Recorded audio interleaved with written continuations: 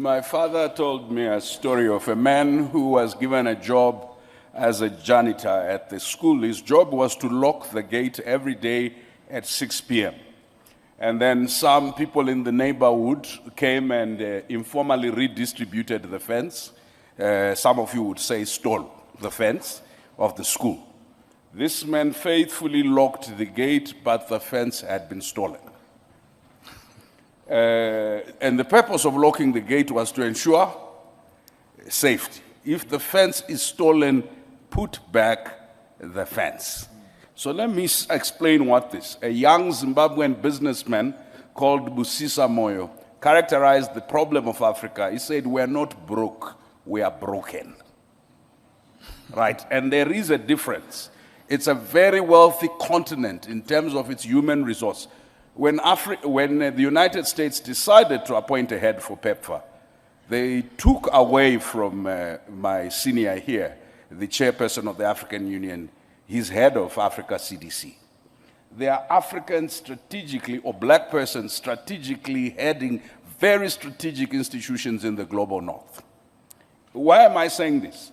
My elder Ashraf asked me about narrative. There are 5 modes of narrative. First mode is action. That's what I think the chairperson of the African Union is saying, that people will not believe what we say until they see us act according to our beliefs. Pan-Africanism is not a theory. It's the lived solidarity that made the Ethiopians give Nelson Mandela a passport, that made Senegalese civil servants contribute $1 each every month for the liberation of South Africa, that made Zambia take care of us as Zimbabweans and South Africans as we fought for our liberation, that made Uganda take care of the comrades that now run this country.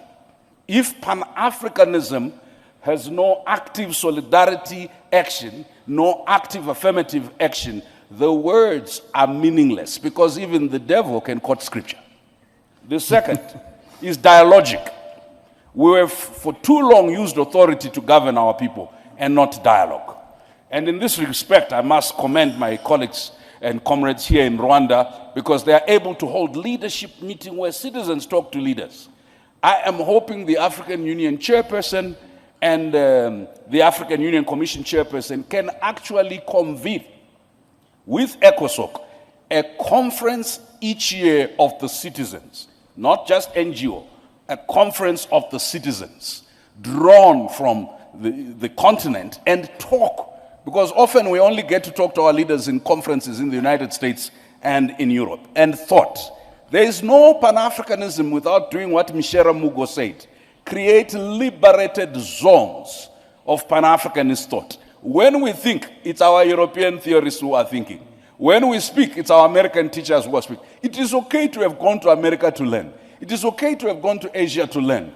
But what is the influence of African intellectuals and thought on what the African Union does, on what our governments do, on what our civil society does? Number 3, we need to describe oppression. I'm sorry, I hear this a lot when I come to Rwanda. You have to hear me, I'm Rwandese, so you cannot do anything about me. I have immunity here. You people like to say, let's forget, let's not blame anyone. Please, stop that nonsense. When the Holocaust happened against the Jews, it was 1940s, 45. Not a single African country other than Ethiopia and those who had not been colonized was free. The first African country got independent 1957. There is not a single Jewish person who will allow you to forget the Holocaust. And in fact, there are crimes, not just in Israel, across the world against denial of the Holocaust. US foreign policy, Israeli foreign policy is very key. It's a central issue. Africans, for some reason, must forget something that happened 50 years ago, if you are Zimbabwe 80 years ago.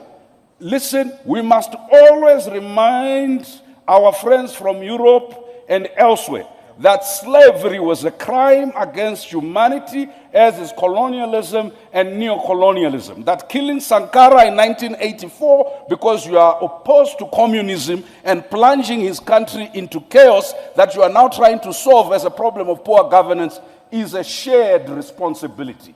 So we will take responsibility for our nakedness. But for goodness sake,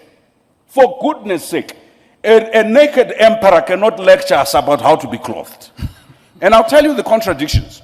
When Europeans first came here, if you come to the south of the continent, ladies did not wear long skirts, and they did not cover their top.